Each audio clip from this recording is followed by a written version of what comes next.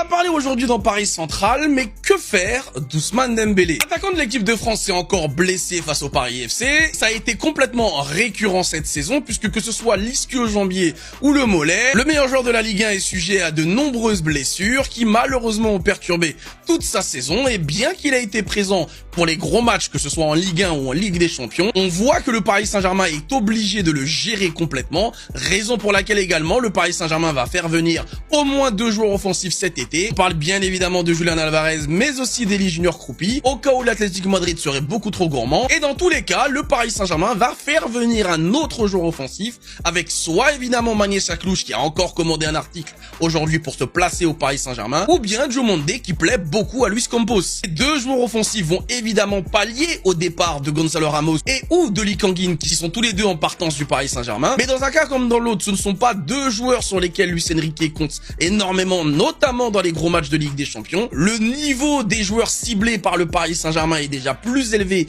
que ceux qui sont actuellement au club. Ce qui veut donc dire que ces joueurs-là compteront la saison prochaine s'ils signent au Paris Saint-Germain, contrairement à ceux d'aujourd'hui. Et donc, dans l'éventualité où le Paris Saint-Germain n'aurait donc numériquement et également sportivement plus autant besoin qu'un Ousmane Dembélé soit présent pour les gros matchs, aujourd'hui, il y a clairement une Ousmane Dembélé dépendance dans les gros matchs, ce qui ne sera probablement plus le cas à partir de la saison prochaine. Est-ce que le Paris Saint-Germain doit continuer à faire le forcing pour prolonger son ballon d'or, ou bien si le joueur a toujours les mêmes exigences d'ici 2 ans, il sera temps pour le club de lui dire merci pour tout et au revoir. Et d'ailleurs, ne serait-ce pas l'ultime défi de Luis Enrique pour la saison prochaine, réussir à faire gagner le Paris Saint-Germain un gros match de Ligue des Champions sans la présence d'Ousmane Dembélé? C'est révoltant, c'est scandaleux, mais encore une fois, on n'est absolument pas choqué. L'équipe a sorti son équipe type de la Ligue 1 cette saison, avec une évaluation basée sur les notes des joueurs, et ce dont on se plaint toute l'année finit encore une fois par se voir à la finalité, c'est-à-dire que le seul joueur parisien dans l'équipe type de la Ligue 1, c'est Ousmane Dembélé, le joueur qui a donc le moins joué côté parisien, et c'est d'ailleurs pour ça que sa note est aussi élevée, parce que le peu de matchs qu'il a joué à chaque fois, il a été impactant. Quand on sait que le meilleur joueur cette année en Ligue 1, ça a été Vitinha, il a failli même être élu meilleur joueur de la saison, puisque si Ousmane Dembélé n'avait pas joué ce 9e match titulaire au moment des votes, qui lui a permis d'être élu meilleur joueur de la Ligue 1,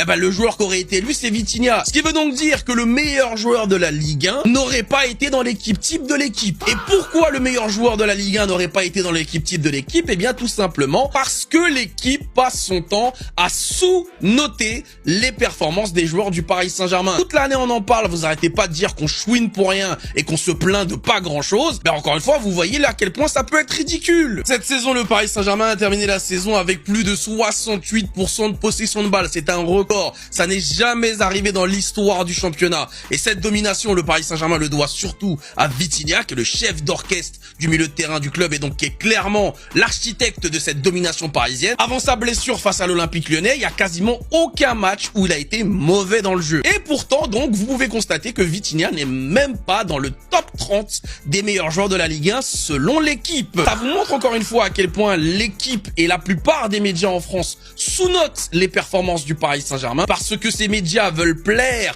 à l'audimat qui est anti-Paris Saint-Germain en France. C'est pour cette raison que des joueurs comme Vitinha resteront à vie comme étant des joueurs sous-cotés. Même une saison où clairement il a été le meilleur joueur du championnat, eh bien au-delà de ne pas être dans l'équipe type du plus grand journal sportif français, il n'est même pas dans le top 30. D'autres joueurs comme Warren Zaïre-Emery ou Pacho, qui ont été extrêmement réguliers et qui ont terrorisé tout le monde en Ligue 1, ne sont pas non plus dans cette équipe type. Sans même parler évidemment de Nuno Mendes, qui a régalé cette saison en Ligue 1 et qui a d'ailleurs même, je vous rappelle, été nominé pour être le meilleur joueur du championnat. C'est une honte absolue. Mais encore une fois, comme je l'ai dit, on n'est pas choqué. Cette notoriété publique que Julián Álvarez préfère signer au Paris Saint-Germain plutôt qu'au Barça par exemple a été relayée dans toute la presse espagnole ces dernières semaines, et les raisons pour lesquelles il préférerait le PSG au Barça sont multiples, puisqu'aujourd'hui signer au Paris Saint-Germain te valorise complètement en tant que joueur. Il n'y a plus ce plafond de verre qu'il y avait avant quand les joueurs signaient au Paris Saint-Germain médiatiquement. Signer au Paris Saint-Germain ne t'empêche plus de devenir ballon d'or ou d'être valorisé comme étant l'un des meilleurs joueurs du monde. Le club, qui est extrêmement puissant sur la scène européenne aujourd'hui, remporte également des trophées nationaux. Bref, il y y a absolument tout au Paris Saint-Germain aujourd'hui pour s'épanouir pleinement en tant que joueur international. Mais les joueurs ne sont pas seulement les personnes les plus épanouies au club, puisque l'entraîneur Luis Enrique a été sollicité toute la saison. D'abord sollicité par Chelsea pour remplacer Rosenior, il a ensuite été sollicité par le Real Madrid avant que le club se mette d'accord avec José Mourinho. Puis enfin, maintenant que la réponse de l'Espagnol est claire, le club va prolonger son entraîneur actuel Michael Carrick, mais Manchester United a bien tout tenté pour déloger Luis Enrique du Paris Saint-Germain. Malgré la sollicitation donc de tous ces clubs qui sont des bien plus gros clubs que le Paris Saint-Germain en termes de prestige, Luis Enrique a juré fidélité au Paris Saint-Germain et va prolonger son contrat jusqu'en 2030, ce qui démontre une fois encore à quel point il est bon aujourd'hui d'être au PSG, qu'on soit joueur ou entraîneur, l'avenir se passe à Paris, et ça à tous les étages, tout le monde semble bien l'avoir compris. 10 ans passés sur le banc de Manchester City, Pep Guardiola pourrait quitter son poste d'entraîneur à l'issue de la saison. Une tendance qui est sortie hier dans les médias anglais et qui a été reprise à l'international. Et on connaîtrait même le successeur de l'entraîneur espagnol, il est italien et il a été l'un de ses adjoints puisqu'il s'agirait d'Enzo Maresca, l'ancien entraîneur de Chelsea. Arrivé en 2016 en provenance du Bayern Munich, Pep Guardiola a remporté 20 trophées avec les Citizens, dont une Ligue des Champions et 6 championnats d'Angleterre. Une nouvelle qui tombe donc comme un séisme puisque le timing a fait jaser. La nouvelle est sortie juste avant le match face à Bournemouth où Manchester City ne fera mieux que match nul, un but partout, ce qui donnera le titre à Arsenal. Guardiola serait même d'ailleurs furieux que l'info ait fuité et ne comprend pas comment cela a pu arriver. 2 saisons donc de suite sans gagner une première ligue, ça n'était jamais arrivé pour Pep Guardiola. Il va donc en terminer avec son chapitre à Manchester City, évidemment sûrement le plus beau de toute l'histoire du club. Mais donc quel avenir aujourd'hui pour celui qui est considéré comme le plus grand entraîneur de sa génération? Va-t-il reprendre un club? Va-t-il décider d'enfin prendre une sélection? Ou va-t-il tout simplement décider d'arrêter, lui qui a déjà une carrière bien remplie? Entre Warren Zaïre-Emery et Fabien Ruiz méritent cette place de titulaire le 30 mai prochain lors de cette finale de la Ligue des Champions face à Arsenal en direct de Budapest. Parce qu'avec le retour d'Achraf Hakimi qui se dessine et sa présence le 30 mai prochain à Budapest, la question va se poser. Qui mérite cette place de titulaire entre Warren et Fabien Ruiz? Beaucoup de personnes ne pas hésiter une seule seconde et dire que Fabien Ruiz mérite cette place de titulaire. En gros, ça veut dire qu'on laisserait Warren sur le banc.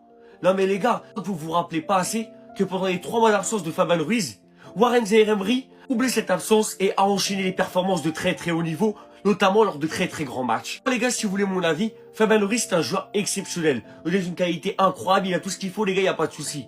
Mais si c'est mon avis les gars, je mets Warren Zaïre-Emery titulaire. Dans ce Paris Saint-Germain là, comme Luis Enrique le dit, il fait que de le répéter, ça marche au mérite les gars. Et cette place, elle se mérite. Et Warren Zaïre-Emery est un minimum reconnaissant et il faut pas oublier tout ce que Warren Zaïre-Emery a réalisé cette saison. C'est tout à fait logique les gars, c'est tout à fait normal. Bien sûr, je tiens quand même à le dire les gars, c'est le coach qui va décider de cela. Moi c'est seulement mon avis. Si Fabien Ruiz est titulaire, bien sûr c'est avec grand plaisir. Mais moi selon moi les gars, je préférerais voir Warren Zaïre-Emery débuter cette finale de la Ligue des Champions le 30 mai prochain. Tout au long de la saison, notre jeune chichi parisien Warren Zaïre-Emery s'est donné les moyens de réussir, il s'est donné à fond, il a joué, il a brillé. Donc les gars, il mérite cette place le 30 mai prochain en direct de Budapest. Oui les gars, regardez la nouvelle qu'on vient d'apprendre à seulement 10 jours de cette prestigieuse finale de la Ligue des Champions le 30 mai prochain face à Arsenal en direct de Budapest. C'est exceptionnel les gars. Forcément, je faisais sans cesse de le répéter. Pour affronter Arsenal le 30 mai prochain en direct de Budapest, le Paris Saint-Germain aura besoin d'un groupe au complet. Regardez ce qu'on va d'apprendre alors qu'il y avait un énorme doute concernant Ousmane Dembélé. Et bah les gars, regardez ça, et ça fait vraiment plaisir, et là la confiance, elle monte d'un cran. Et oui les gars, Luis Enrique annonce le groupe au complet pour la finale de la Ligue des Champions. Aucun absent majeur du côté du Paris Saint-Germain. Luis Enrique a confirmé la présence d'Ousmane Dembélé, Achraf Hakimi et de l'ensemble de l'effectif pour le plus grand rendez-vous européen. Et ouais les gars, Paris au complet, Paris est prêt pour briller, Paris est prêt pour rayonner, Paris est prêt pour conquérir l'Europe une nouvelle fois les gars. Et ça c'est très très bien, c'est un point très très positif. Concrètement les gars, j'avais une réelle inquiétude concernant la présence de Ousmane Dembélé lors de la finale le 30 mai prochain. Mais là les gars, Luis Enrique, il a parlé, le patron a parlé, il a annoncé. S'il le dit les gars, ça veut dire qu'on va avoir un groupe au complet. Et c'était l'objectif de Lucho les gars. Cette qualification en finale face au Bayern Munich, Luis Enrique faisait que de l'affirmer, il faisait que de le dire. Nous ferons le maximum pour avoir un groupe au complet à Budapest le 30 mai prochain. Réponse, le résultat il est là. Le Paris Saint-Germain sera bel et bien au complet le 30 mai prochain. Et les gars, je vous le dis.